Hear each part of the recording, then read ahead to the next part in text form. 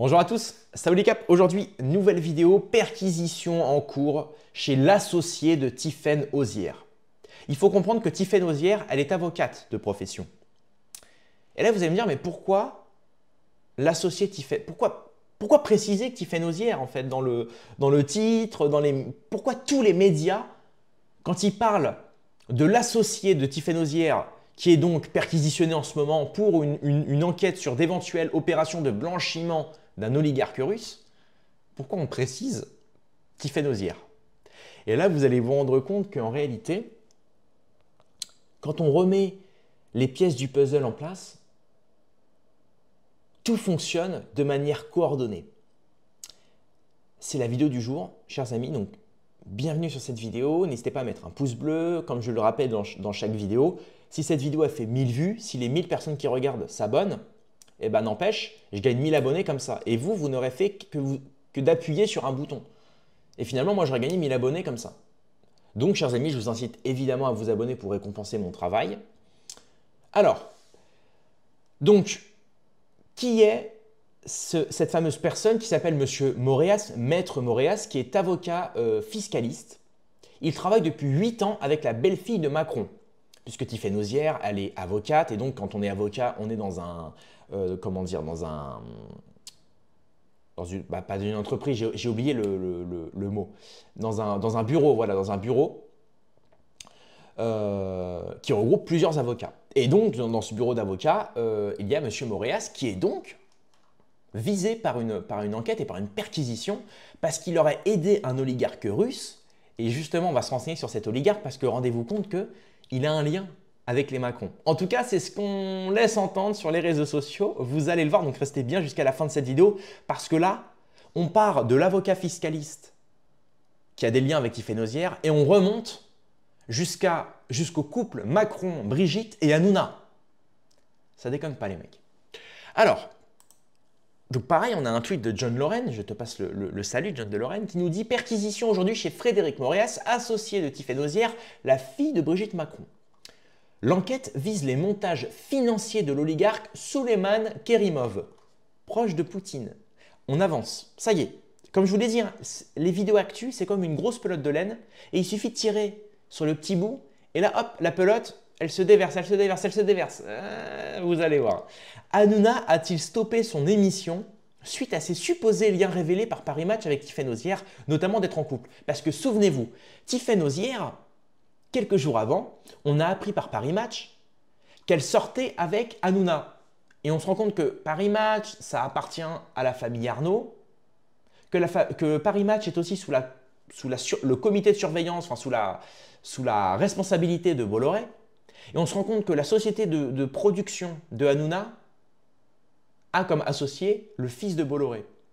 Et que Brigitte Macron est habillée sur mesure et conseillée par Delphine Arnault, la fille de Bernard Arnault. Donc on se dit, attends, c'est bizarre, Paris Match qui appartient à Bernard Arnault sort un dossier sur une des filles de Macron, de Brigitte, alors qu'elle-même a des liens avec la famille Arnault. On se dit, c'est quand même bizarre.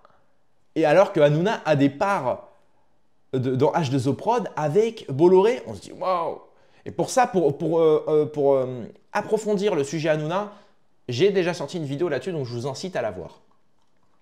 Donc là, tout est un petit peu en désordre, on va essayer de remettre tout ça dans l'ordre parce que c'est comme le but de ces vidéos. Donc là, on a un petit article qui nous dit justement sur ce fameux Kerimov, qui est Kerimov. Alors, l'affaire démarre à Nice en 2014. 2014.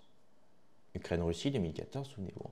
Alors, avec un patrimoine estimé à plus de 16 milliards de dollars, Souleymane Kerimov, originaire du Daghestan, est l'un des hommes les plus riches de Russie. Il figure sur la liste des personnes sous sanction de l'Union européenne dont les avoirs doivent être gelés depuis le déclenchement de l'offensive russe en Ukraine le 24 février 2022. Alors, effectivement, il est proche de Poutine, mais il est surtout connu pour être un oligarque russe avec énormément de fric, comme vous l'avez vu, et il posséderait donc des maisons sur la Côte d'Azur. Et souvenez-vous, pendant justement le relancement du conflit en 2022, il était dit justement que beaucoup d'oligarques russes se sont fait justement saisir leurs maisons, leurs yachts, leurs biens sur la Côte d'Azur. Parce que la Côte d'Azur est très prisée par les gens de l'Est, notamment par les oligarques russes et ukrainiens. Ah oui, et il faut le dire. Alors selon Nikita Sichov, son avocat, la négociation fiscale avec l'administration française reposait notamment sur une restructuration qui a consisté à faire racheter les villas du Cap d'Antibes par des sociétés détenues par Gulnara Kerimova, la fille de Souleymane Kerimov, qui règle depuis lors une somme annuelle supérieure à 4 millions d'impôts sur la fortune immobilière. La justice française enquête sur Souleymane Kerimov depuis des années. L'affaire avait démarré à Nice en 2014 sur une banale planque de la brigade des stupéfiants. Des mouvements suspects d'argent liquide étaient repérés et la piste remontait jusqu'à l'oligarque russe, concernant notamment l'achat en 2008 de la villa hier à Antibes pour 35 millions d'euros. Waouh. Alors moi je me suis renseigné sur monsieur Kerimov, Souleymane Kerimov. Et alors, bon, effectivement, il est dit qu'il est élu sous les couleurs du parti ultranationaliste de 1999 à 2003 dans la Douma, la chambre basse du Parlement russe, au parti libéral-démocrate. Donc voilà, il est du parti libéral-démocrate, c'est pas étonnant pour un oligarque qui brasse des milliards, être libéral c'est la moindre des choses. Le mec va pas être communiste, ça c'est évident. Il est aussi membre du Conseil de la Fédération de Russie et représente la République du Daghestan. Il est très aimé d'ailleurs par le Daghestan. Et là, je tombe sur quelque chose. En octobre 2011, Kerimov utilise ses relations pour inviter à Moscou des figures de la finance telles que Jamie Dimon. Et Jamie Dimon, c'est l'actuel directeur de la JP Morgan, une des plus grosses banques d'affaires. Voilà, elle est cotée sur le NYSE, une holding financière née de la fusion entre la Chase Manhattan Bank et la JP Morgan & Co. en janvier 2001. Le siège social du groupe est à New York. Voilà. Donc c'est pareil, c'est de la même boîte que Vanguard, c'est de la même banque que bande que toutes ces autres. Il invite aussi donc Richard Parkson de la Citigroup et Stephen Schwarzman de Blackstone afin d'appuyer l'initiative de Medvedev pour faire de Moscou un centre international de la finance. Donc ça c'est intéressant. En 2011, on veut faire de Moscou un centre international de la finance. C'est une petite info comme ça. Et alors maintenant, vous allez me dire, mais quel rapport les mecs, quel rapport avec Tiphaine Ozière? Mais quel rapport? Ok, le mec, donc il y a un avocat fiscaliste qui s'occupait donc de plus ou moins de faire du bidonnage avec des sociétés écrans, avec de la fiscalité un petit peu bidonnée et bricolée pour justement que Souleymane puisse justement se tirer un peu de fric. Enfin bref, j'ai envie de dire, c'est des problèmes de milliardaires, ça en réalité. Hein. Les prolos comme moi n'ont pas ce genre de soucis, tu vois. Et là, je me rappelle un tweet de Xavier Poussard sur lequel j'ai fait une vidéo. Je ne sais pas si j'ai fait une vidéo là-dessus. Si, j'ai dû faire une vidéo là-dessus. C'est donc un article espagnol sorti il y a quelques jours qui nous dit, c'est dans The Economy Times, Poutine séduit l'Élysée en kidnappant la belle-fille de Macron. Donc ça, c'est le titre de cet article-là. Et ils décrivent dans cet article-là Cyril Hanouna comme lié à des personnalités d'extrême droite comme Donald Trump et Poutine. Vous vous souvenez de cet article-là?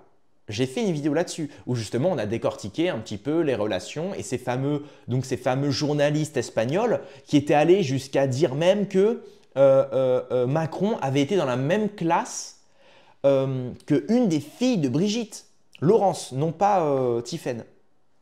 Hallucinant, hallucinant. Alors que maintenant, c'est son beau-père. Donc là, waouh. Déjà, un petit peu louche. Un petit peu louche.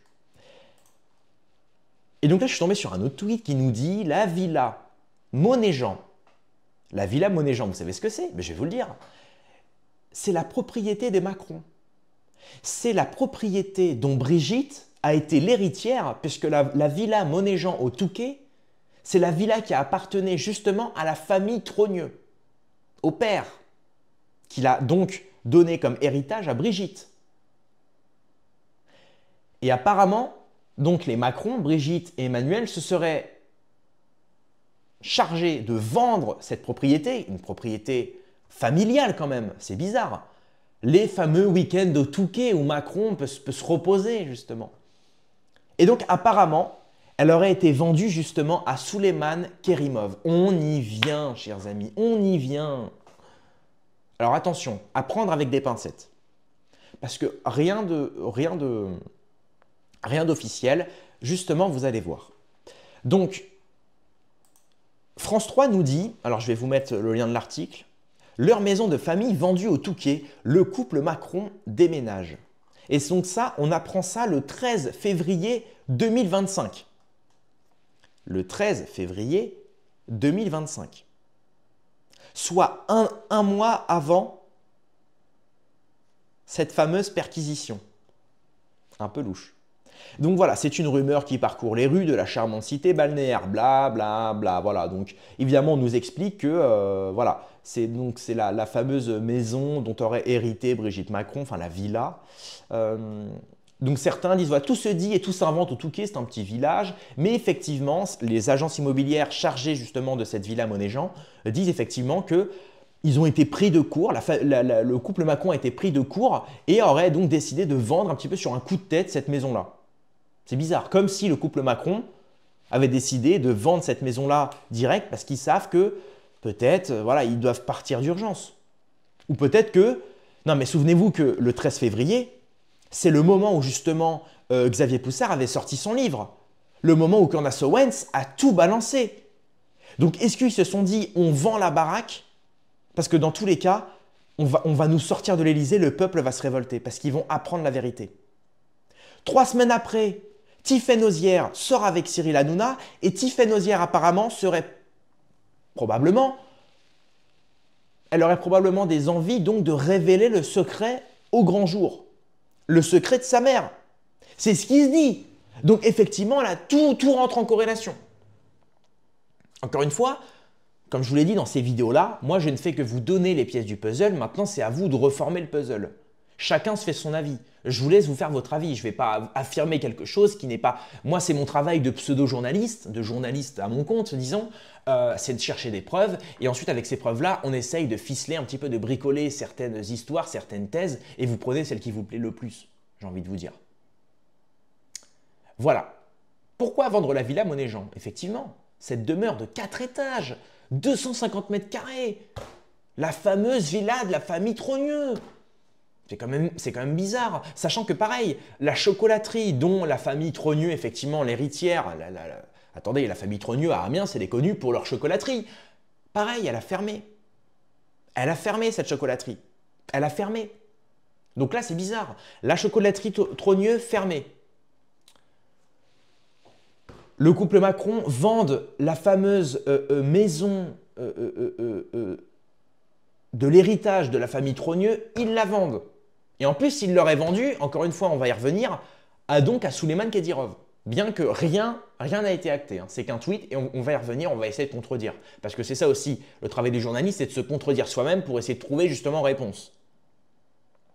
Donc là, quand même, c'est pas pour dire, mais tout, mais je me dis bien tout, rentre en corrélation avec l'hypothèse donc que Brigitte aurait peur que son secret soit dévoilé, que ce soit l'usurpation d'identité, que ce soit la probable transidentité, ou alors tout simplement le secret des réseaux Macron et de l'écartage avec Brigitte, qui pourrait être donc évidemment la raison pour laquelle le couple Macron soit, j'ai envie de dire, évincé, extirpé du pouvoir et de l'Élysée. Moi, comme je vous l'ai dit, ma théorie, c'est que Macron, il a compris qu'il était fini, donc il veut emmener toute la France avec lui. Parce qu'il va aller jusqu'au bout des choses. N'oubliez pas ce qu'il a dit, Macron. C'est dur de reconstruire quand tout n'a pas été détruit. C'est lui qui l'a dit. Je répète, c'est dur de reconstruire quand tout n'a pas été détruit. Pourquoi dire ça? Ne voudrait-il pas détruire tout le système français pour reconstruire quelque chose qui pourrait, par exemple, être les prémices du nouvel ordre mondial? Mais après, encore une fois, je balance des thèses comme ça, je vous donne des petites infos comme ça, mais bon, c'est à vous de refaire le puzzle. Alors là, on a un tweet. Donc pareil, ça demande à être vérifié. Bon, qu'est-ce que vous voulez, hein. Mais d'après ce que nous dit donc ce fameux Pascal, bon, après je me méfie parce que Pascal, il a quand même le drapeau israélien dans sa bio Twitter. Hein. Mais il dit non, c'est faux. Ils se sont revendus eux-mêmes la maison via une SCI. Société à capital, c'est quoi la SCI d'ailleurs? Je ne sais même pas ce que c'est SCI. Société civile immobilière, ah bah quand même, non mais attendez. N'importe quoi, Kentra. Excusez-moi, bon, ça arrive. Donc effectivement, lundi 17 et mardi 18 février, on a le bulletin officiel des annonces civiles et commerciales, annexé au journal officiel de la République française. Et donc effectivement, là-dedans, concernant la propriété donc, du Touquet plage, acquisition par voie d'achat ou d'apport, durée de la personne morale jusqu'en 2124, date d'immatriculation le 13 février 2025, le même jour qu'est sorti l'article de France 3. Et donc là, on y voit gestion, direction, administration, Trogneux, Brigitte, Marie, Claude, Macron, né à Amiens. Associé indéfiniment responsable, Macron, Emmanuel, Jean-Michel, Frédéric, né à Amiens aussi. On a même leur domicile personnel. Et donc évidemment, il y a aussi dessus, ah mais vous ne voyez pas depuis tout à l'heure, on y voit évidemment dessus donc les enfants, Sébastien, Laurence et Tiphaine. À savoir que Laurence est née la même année que Macron. Et on y apprend justement dans le journal espagnol dans lequel j'ai fait déjà une vidéo, on y apprend effectivement que Laurence aurait fréquenté la même classe qu'Emmanuel Macron fut un temps. Ils auraient été dans la même classe. Voilà.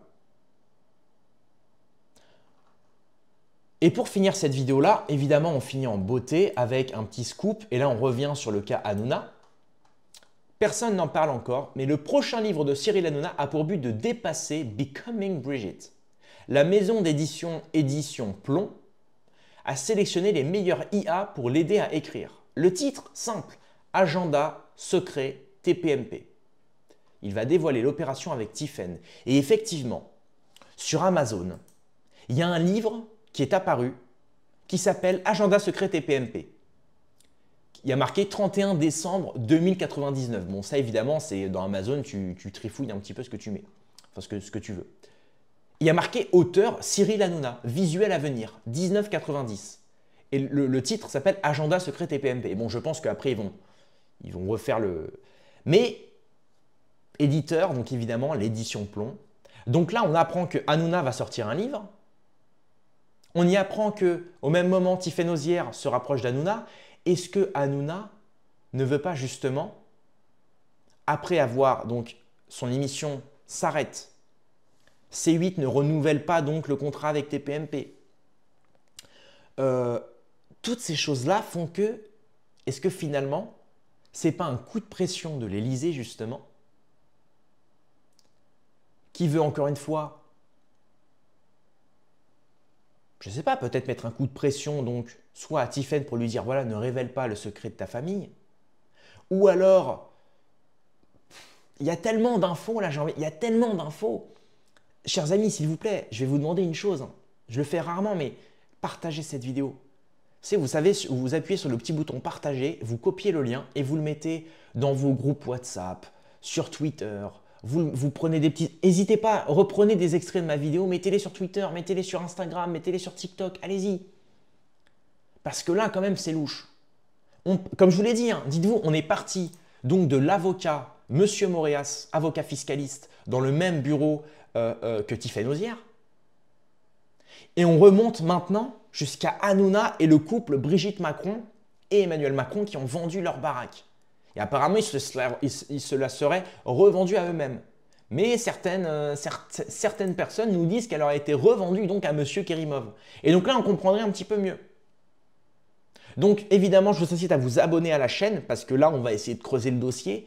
Comme d'habitude, on va essayer de récupérer les pièces du puzzle pour pouvoir former ce puzzle-là. Parce que là, on avance, on avance, on avance, on avance. C'est comme un pull. Hein. Un pull, on tricote.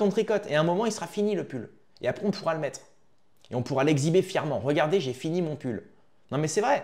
Et ce pull-là, il s'intitule « L'affaire Brigitte Macron ». C'est l'affaire de la France entière. C'est super intéressant. Voilà. C'est tout pour cette vidéo. Je vous incite à vous abonner, à mettre un like, à commenter votre avis en commentaire et à partager cette vidéo, chers amis. Partagez. Rendez-vous dans quelques heures ou à demain pour une prochaine vidéo. Paix et amour sur mes amis et mes ennemis, et surtout sur mes ennemis.